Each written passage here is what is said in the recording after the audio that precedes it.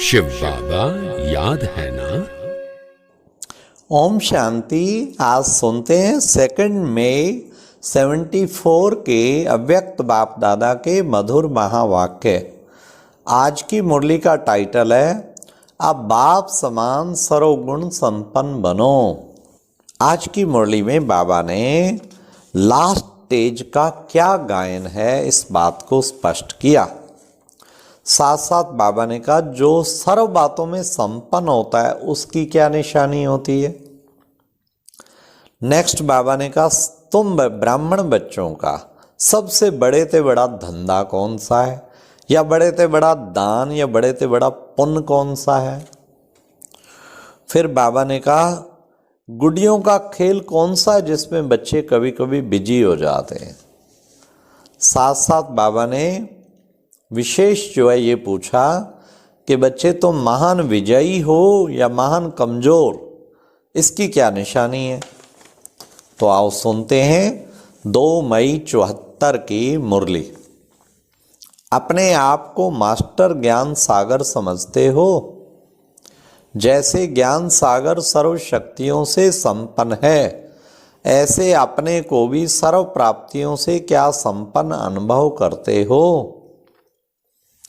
यह जो कहावत है कि देवताओं के खजाने में अप्राप्त कोई भी वस्तु नहीं होती है, यह कहावत ब्राह्मणों की गाई हुई है या देवताओं की गाई हुई है। सर्व संस्कार ब्राह्मण जीवन में ही तुम अनुभव करते हो, क्योंकि अभी तुम सर्व संस्कार अपने में भर रहे हो। तो यह गायन के संस्कार अभी से तुम अनुभव करते हो, क्योंकि इस समय ऊंचते ऊंच बाप दादा के तुम बच्चे हो। लेकिन तुम देवताई जीवन में मास्टर सर्वशक्तिवान नहीं कहलावेंगे। जबकि अभी सागर की संतान हो तो सागर समान संपन्न अभी होंगे या भविष्य में होंगे। ज्ञान सागर बाप बच्चों को सब में संपन्न अभी बनाते हैं, तभी लास्ट स्टेज का गायन किया जाता है। सर्वगुण संपन्न, 16 कला संपन्न, संपूर्ण निर्विकारी, संपूर्ण अहिंसक। महिमा भी सबके साथ संपन्न व संपूर्ण शब्द है। यह संपन्न शब्दपन का वर्षा बाप द्वारा इस ब्राह्मण जीवन में ही मिलता है। अब अपने वर्षे के अधिकारी हो या बनना है। जब से बाप के बने तब से वर्षे के अधिकारी बने। वर्षा क्या है? क्या वर्षे में सर्व प्राप्ति व सर्व का अखुट खजाना अनुभव करते हो। जब वर्षे के अधिकारी हैं तो अधिकारी की निशानी क्या है।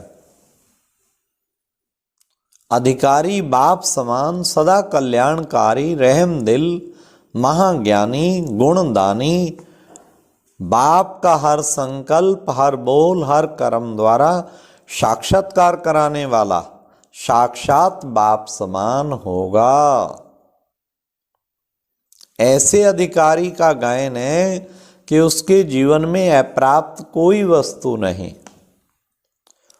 जो सर्व में संपन्न होता है उसकी आंख व बुद्धि कोई किसी तरफ नहीं डूबती, वह सदा रूहानी नजर में रहते हैं। अनेक व्यर्थ संकल्पों में ये संपन्नता की बाबा ने निशानी बताई। जो सब में बातों में संपन्न होगा उसकी आंख व बुद्धि किसी भी बात में डूबेगी नहीं, सदा रूहानी नजर में रहते हैं। अनेक व्यर्थ संकल्पों व अनेक तरफ बुद्धि व दृष्टि जाने से परे सर्व फिक्रों से फारिग और अपने बाप द्वारा मिले हुए खजाने में सदा रमण करता रहता है। फिक्र से फारिग और बुद्धि रमण करते रहेगी ज्ञान के खजाने में।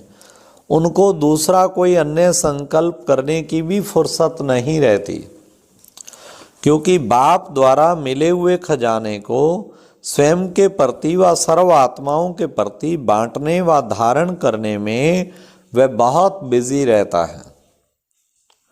सबसे बड़े ते बड़ा धंधा, सबसे बड़े ते बड़ा दान या सबसे बड़े ते बड़ा पुण्य जो भी कहो वह यही है। इतनी श्रेष्ठ कार्य व श्रेष्ठ दान पुण्य को छोड़कर और क्या करेंगे? क्या फुर्सत मिलती है? जो कि अन्य छोटे छोटे व्यर्थ कार्य करने का संकल्प भी आवे या कार्य समाप्त कर लिया, क्या इसलिए फुर्सत है? समाप्त नहीं किया है तो फिर फुर्सत कहाँ से आती है? इतने बड़े कार्य में बिजी रहने वाले फिर गुड़ियों के खेल में क्या कोई एम ऑब्जेक्ट होती है क्या? क्या कोई रिजल्ट निकलता है? इतने बड़े आदमी होकर हर कदम में पद्मों की कमाई करने वाले और ऐसे गुड़ियों का खेल खेलें तो क्या इसको महान समझदार कहेंगे? व्यर्थ संकल्प गुड़ियों का ही तो खेल है।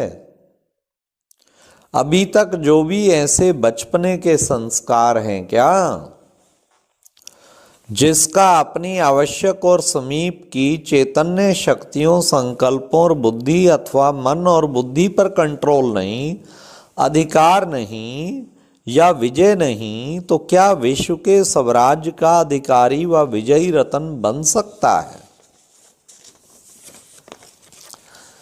जिस राज्य के मुख्य अधिकारी अपने अधिकार में ही ना हो, क्या वह राज्य अटल, अखंड और निर्विघ्न चल सकता है? यह मन और बुद्धि आप आत्मा के समीप शक्तियों मुख्य राज अधिकारी हैं व कार्य अधिकारी हैं। यदि यह भी वश में नहीं तो ऐसे को क्या कहा जाएगा? महान विजयी या महान कमजोर? मन को जो आर्डर दें वहीं टिक जाए, बुद्धि बिल्कुल श्रीमत प्रमाण निर्णय करे, संस्कार दैवी संस्कार अनुसार ही खींचे। तो बाबा कहते कि बच्चे तो अपने आप को देखो, क्या मेरे मुख्य राज अधिकारी मेरे अधिकार में हैं? बाकी अधिकार पाना तो फिर भी सहज है, लेकिन ये राज अधिकार प्राप्त करना ये है सबसे बड़ी बात। अगर नहीं तो विश्व राज्य अधिकारी अथवा राजन कैसे बनेंगे? अपने ही छोटे छोटे कार्यकर्ता अपने को धोखा दें तो क्या ऐसे को महावीर कहा जाएगा? चैलेंज तो करते हो कि हम लॉ एंड ऑर्डर संपन्न राज्य स्थापित कर रहे हैं, तो चैलेंज करने वालों के ये छोटे छोटे कार्यकर्ता अर्थात कर्मेंद्रियां अपने ही लॉ एंड ऑर्डर में नहीं और वे स्वयं ही कार्यकर्ता के वशीभूत हों, तो क्या ऐसे में विश्व में लॉ एंड ऑर्डर स्थापित कर सकते हो? छोटे छोटे वर्कर, छोटे छोटे वो हमें अपने अधीन कर लें, तो बाबा ने कहा कैसे विश्व में राजभाग, एक धर्म एक राज की स्थापना कर पाएंगे?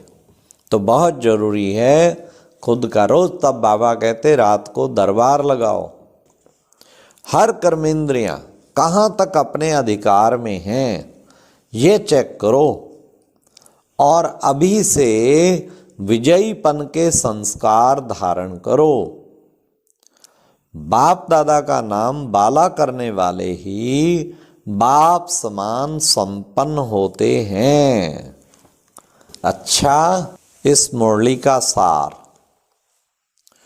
बाप के वर्षे के अधिकारी की निशानी, बाप समान, सदा कल्याणकारी, रहमदिल, महाज्ञानी, गुणदानी, बाप का हर संकल्प बोल कर्म द्वारा साक्षात्कार कराने वाला साक्षात बाप समान होगा। तो कितना अच्छा प्यारे बाबा ने आज बताया कि तुम्हारा जो है गुड्डियों का खेल नहीं करना है तुम्हें, और साथ साथ जो खजाने मिले हैं उनको बांटना है, यही तुम्हारा धंधा, यही बड़े ते बड़ा पुण्य कर्म और दान है। और अब यह एक बहुत अच्छी वीडियो भी जरूर देखें।